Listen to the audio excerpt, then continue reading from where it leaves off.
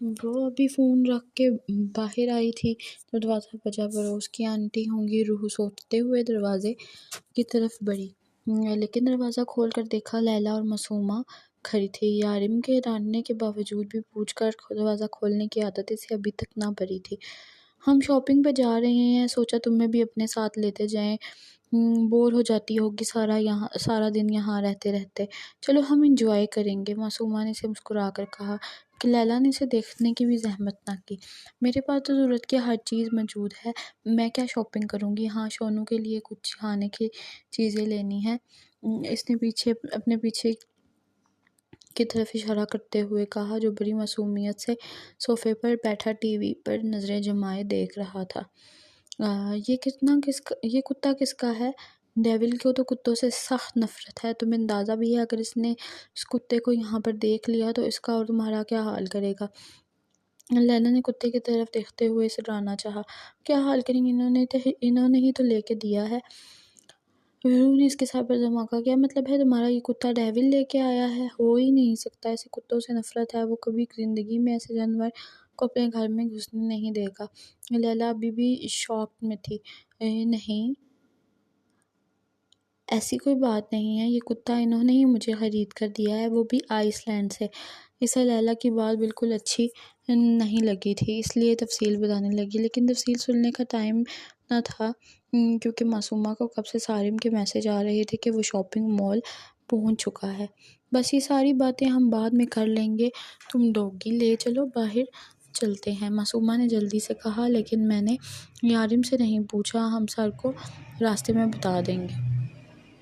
بس تم جلدی چلو، اگر یہ دونوں یارم کے ساتھ کام کرنے والی جگہ پر نہ ہوتی تو وہ کبھی بھی ان کے ساتھ نہ جاتی، لیکن یہ یارم کے ساتھ کام کرتی ہیں تو یقیناً وہ اس سے بتا کر آئی ہوں گی، اس لیے یہی سوچتے ہوئے اس نے عبایا پہنا، اب یارم کے دیے ہوئے پیسے اٹھائے اور شونو کی رسی پکڑ کر چل دی۔ آج میں جلدی جاؤں گا گھر واپس، تم ایسا کرو، کام کی ڈیٹیل مجھے بتاؤ، میں روح کو باہر لے کے جانا چاہتا ہوں۔ یارم نے خضر کے ہاتھ سے فائل لیتے ہوئے کہا، ٹھیک ہے تم چلے جانا، یہ جسٹس احمد تیمور کے بیٹے کی فائل ہے، میں نے سب کچھ دیکھ لیا ہے اور میں یقین سے کہہ سکتا ہوں کہ جسٹس تیمور کے بیٹے نے نہیں کیا بلکہ اس کے دوست کا کام ہے، جسے وہ بچانا چاہتا ہے، جانتا ہے کہ وہ جسٹس کا بیٹا ہے، آسانی سے نکل جائے گا، اسے یقین ہے کہ اس کا باپ اسے بچا لے گا، اور جس بچے کا قتل ہوا ہے اس کا کیا؟ یارم نے اس کی بات کاٹتے ہوئے کہا، اس کی ماں اور 4 بہنیں تھیں، ایک بھائی ہے جو مینٹلی ڈسٹرب ہے، کافی غریب لوگ تھے، جسٹس نے ان کی کافی مدد کی، خضر نے تفصیل بتائی۔ ویسے جسٹس نے سب کچھ سنبھال لیا ہے، مجھے نہیں لگتا کہ ہمیں اس کیس میں پڑنا چاہیے، خضر نے کہا، نہیں، جس لڑکے نے اس بچے کو مارا ہے اس کی اپنی عمر 17 سال تھی، 17 سال کی عمر میں ایک بچہ قاتل بن چکا ہے، اس کے اندر سے قتل کرنے کا خوف ختم ہو چکا ہے، اس نے 13 سال کے ایک لڑکے کو بے دردی سے مار ڈالا، اگر وہ ایک بار قتل کر سکتا ہے تو دوسری بار قتل کرنے میں وہ بالکل ہچکچائے گا نہیں، اسے اس کی غلطی کی سزا ملنی چاہیے، جسٹس کا بیٹا اسے اپنے ساتھ لے رہا ہے، وہ اپنی طرف سے اپنے دوست کی مدد کر رہا ہے، لیکن جو غلط ہے وہ غلط ہے، تم یہ ساری معلومات انسپکٹر سارم تک پہنچا دو، یارم نے کہا، لیکن ڈیول یہ سب کچھ ہم جسٹس احمد کو اپنے ہاتھوں میں لینے کے لیے ہم نے کیا تھا، اس طرح سے جسٹس احمد کبھی ہمارا کام نہیں کرے گا، خضر نے پریشانی سے کہا، ہم کسی کی فیملی کو یوز نہیں کریں گے خضر، تم یہ سب کچھ انسپکٹر سارم تک پہنچا دو، آگے وہ خود سنبھال لے گا، وہ اپنا کام سمجھتا ہے، خضر ہاں میں گردن ہلاتا وہاں سے چلا گیا۔ اس وقت دبئی کے بڑے شاپنگ مال میں جا رہے تھے جب لیلیٰ نے شونو کو وہاں کے ایک بندے کو پکڑانے کے لیے کہا، تم اس کتے کو ان کے حوالے کر دو، ہم جب واپس آئیں گے تو لے لیں گے، مال کے اندر کتے کے لے جانا اجازت نہیں ہے۔ لیلیٰ کے کہنے کے ساتھ ہی اس کے ہاتھ سے رسی تھامی اور اس آدمی کو پکڑا دی، کیونکہ وہ ابھی تک اس صدمے میں تھی کہ یارم نے کتا خود اپنے ہار میں رکھا ہے، اس لیے اس نے بہت احتیاط سے کتے کی رسی اس آدمی کو دی تھی۔ چلو آؤ میں تمہیں بتاتی ہوں فیشن کیا ہے، تمہیں تو پتہ ہی ہوگا نا کہ مردوں کو کون سی چیز متوجہ کرتی ہے۔ لیلیٰ ایک انداز سے جلتی ہوئی آگے بڑھی، مجھے کیا ضرورت ہے کسی مرد کو اپنی طرف متوجہ کرنے کی، مجھے بس میرے شوہر سے مطلب ہے اور کسی سے میرا کوئی لینا دینا نہیں، اور ماشاءاللہ وہ پہلے ہی میری طرف متوجہ ہیں۔ روح نے شرماتے ہوئے لیلا کو آگ لگائی تھی۔ یہ تو ٹھیک ہے، مگر تم لڑکی ہو تو تمہیں فیشن کو تو تھوڑا بہت فالو کرنا چاہیے۔ ٹھیک ہے، ڈیول تمہیں گھر سے باہر نہیں نکلنے دیتا، کسی سے ملنے نہیں دیتا، اپنے علاوہ کسی سے باہر نہیں کرنے دیتا، لیکن تمہیں پھر بھی فیشن کو فالو کرنا چاہیے۔ لیلا نے اپنی طرف اس پر طنز کیا تھا۔ وہ مجھے لے کے نا کچھ زیادہ ہی ٹچی ہو گئے ہیں، ان کو اچھا نہیں لگتا کہ میں ان کے علاوہ کسی اور سے پیار کروں۔ اب یہ شونو ہے نا، اسے لے کے مجھے راننے لگتے ہیں، کہتے ہیں جب سے یہ آیا ہے مجھے ان کی پرواہ ہی نہیں۔ وہ اب بھی شرما رہی تھی اور بے دھیانی میں لیلا کو آگ لگا رہی تھی۔ ہاں ٹھیک ہے، چلو میں تمہیں کچھ خرید کے دیتی ہوں جو تھوڑا فیشن ایبل ہو۔ اور پھر لیلا اسے میک اپ، جیولری اور پتہ نہیں کیا کیا خرید کر دینے لگی، جس پر جب روح نے پیسوں کا نام لیا تو لیلا نے کہا کہ وہ اس کے شوہر سے لے لے گی۔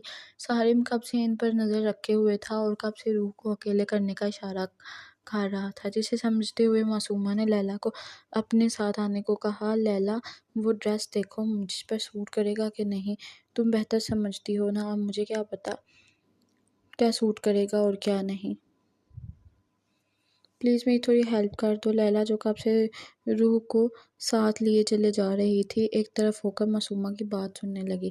روح، تم وہاں جا کر جیولری دیکھو، تب تک میں معصومہ کی تھوڑی ہیلپ کر دوں۔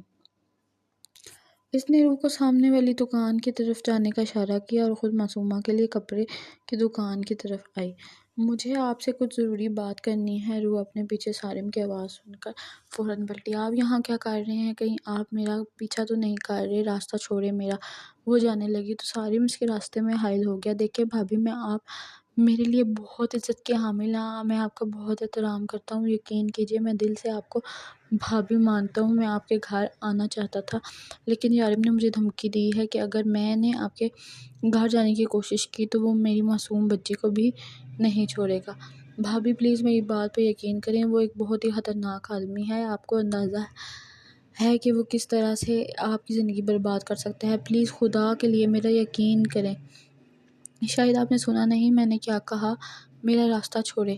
روح نے اس کی بات کاٹ کر اس کو پیچھے کی طرف دھکا دیا اور آگے پیچھے دیکھتے دورا کر لیلا کو دیکھنے لگی۔ ٹھیک ہے، آپ مجھ پر بات پر یقین نہ کریں آپ میرا یقین، لیکن پھر بھی آپ کو سچائی بتانا میرا فرض ہے۔ وہ شخص دبئی کا ڈان ہے، اس لیے لوگ اسے ڈیول کہہ کر پکارتے۔ میری بات سنیں بھابھی۔ وہ اس کی بات پر کان دھرے بغیر آگے بڑھنے لگی۔ جب سارم نے اس کا ہاتھ تھام لیا، میں اسے بچانا چاہتا ہوں، میں اسے ایک نارمل زندگی دینا چاہتا ہوں، میں چاہتا ہوں میرا بچپن کا دوست ایک عام انسان کی زندگی گزارے۔ وہ ایک بہت ہی خطرناک شخص ہے، یہ شاید درندہ کہنا زیادہ بہتر رہے گا۔ اگر آپ کو میری بات پہ یقین نہیں ہے تو پوچھیں اپنے شوہر سے، کیا اس نے اپنے باپ کا قتل نہیں کیا؟ وہ خود آپ کو بتائے گا کہ کس طرح سے اس نے اپنے باپ کو مار کر اپنی ماں کو اس کیس میں پھنسایا تھا۔ میں اس سے زیادہ آپ سے کچھ نہیں کہوں گا۔ آپ کو مجھ پر یقین نہیں کرنا نہ کریں، لیکن خدا کے لیے اپنے شوہر سے ایک بار پوچھ کر ان لوگوں کو انصاف ضرور دلوائیں جو آپ کے شوہر کے ہاتھوں بے دردی سے قتل ہو چکے ہیں۔ روح، چلو یہاں سے۔ جانے لیلا کب اس کے پیچھے آ کر کھڑی ہوئی اور اس کا ہاتھ پکڑ کر ساتھ گھسیٹنے لگی۔ روح، تم اس آدمی کی بات سننے کی کوئی ضرورت نہیں ہے، وہ ڈیول کو پھنسا رہا ہے اور کچھ نہیں، چلو ہم واپس چلتے ہیں۔ وہ راستے میں کچھ نہیں بولی، لیکن لیلا اسے یقین دلا رہی تھی کہ یارم کو صرف پھنسانے کی کوشش کی جا رہی ہے، جبکہ معصومہ پریشان بیٹھی ہوئی تھی۔ اسے اندازہ بھی نہیں تھا کہ سارم کچھ ایسا کرنے والا ہے۔ روح جب گھر پہنچی تو دروازہ پہلے سے کھلا تھا، جبکہ لیلا کا اب بھی واپس جانے کا ارادہ نہ تھا۔ وہ یارم کو ساری سچویشن بتا کر واپس جانا چاہتی تھی۔ دروازہ کھلا دیکھ کر روح پریشان ہو گئی، لیکن اندر آتے ہی جو تھپڑ اس کے گال پر پڑا وہ اس کے لیے بالکل بھی تیار نہ تھی۔ وہ لڑکھڑا کر دروازے سے جا لگی۔ کس کے ساتھ گئی تھی تم باہر؟ سمجھ میں نہیں آتا کہ اس شہر میں میرے کتنے دشمن ہیں۔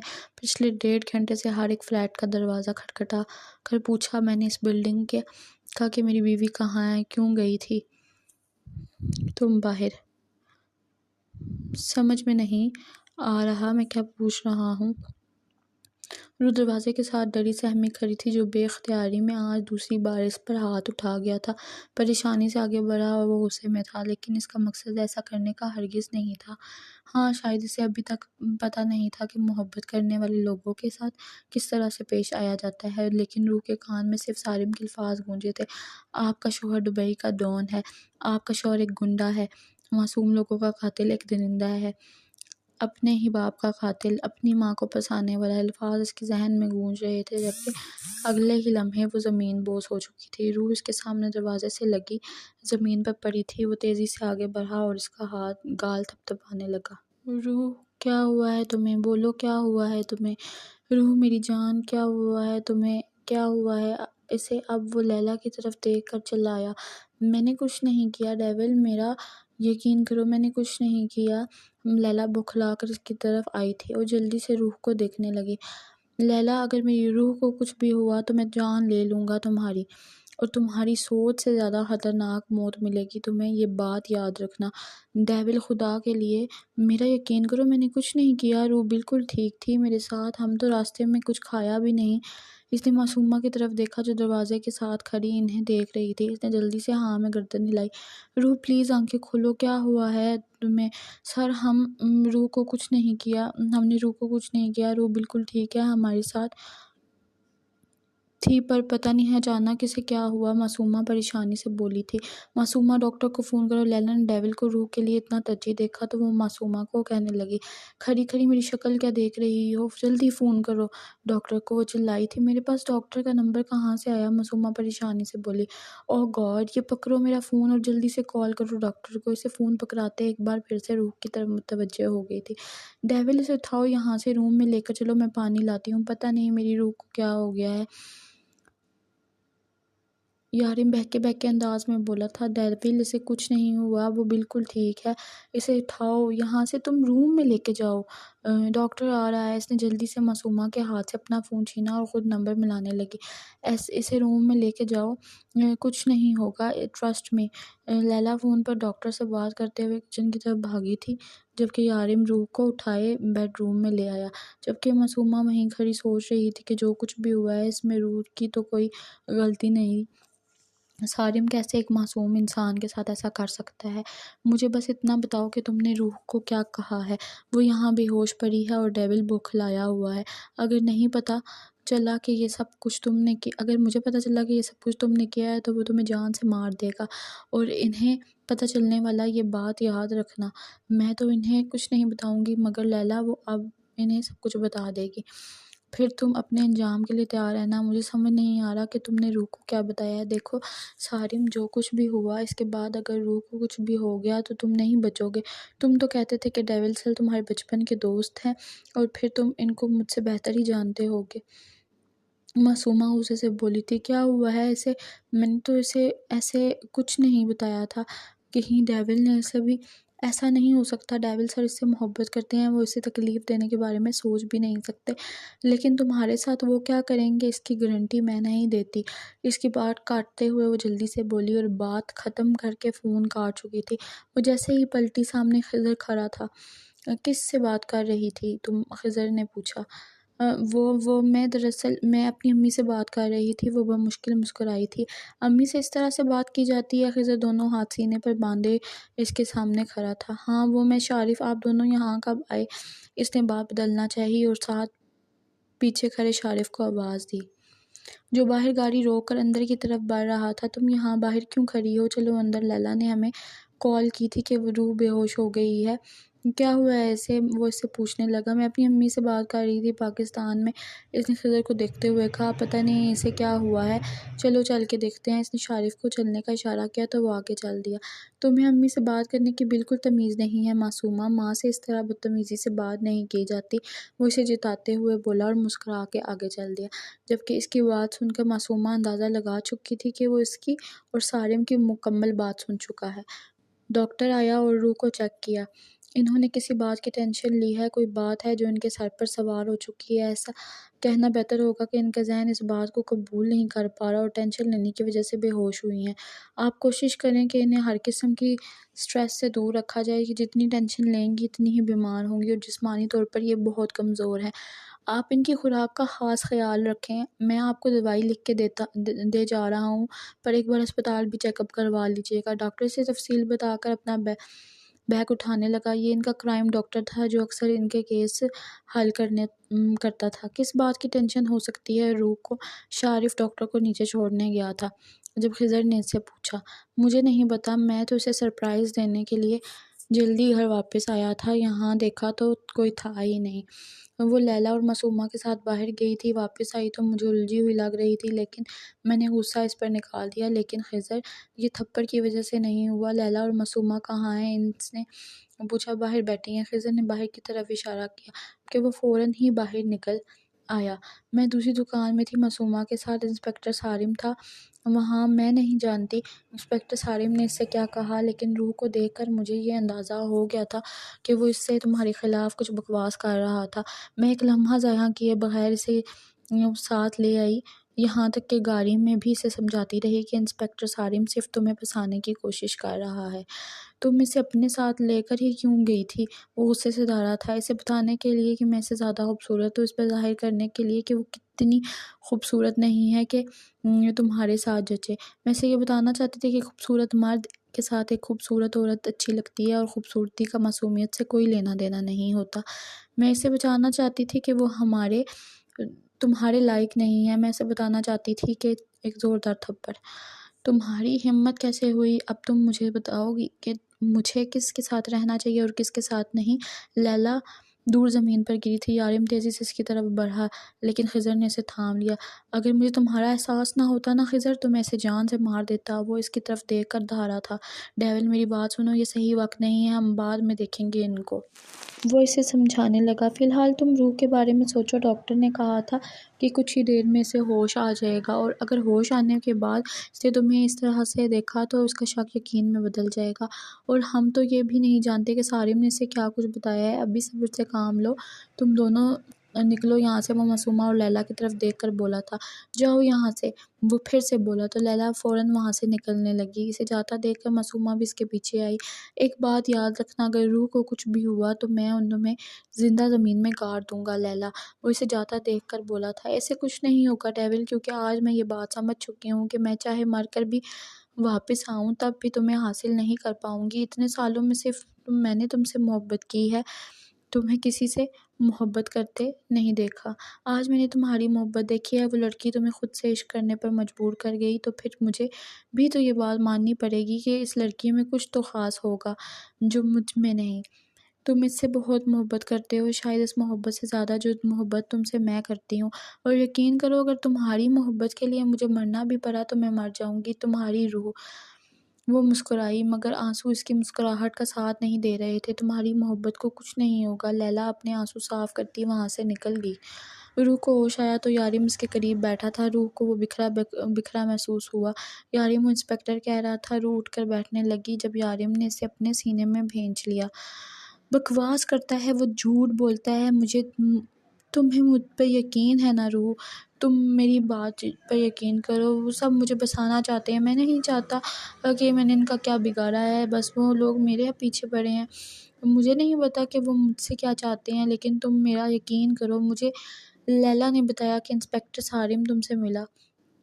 وہ میرے خلاف جھوٹے ثبوت بنا کر مجھے پھنسانا چاہتا تھا۔ وہ بہت چالاک آدمی ہے، وہ تمہیں مجھ سے دور کر دے گا، وہ تمہیں بے سہارا وہ تمہارا سہارا لے کر میرے خلاف سازشیں کر رہا ہے۔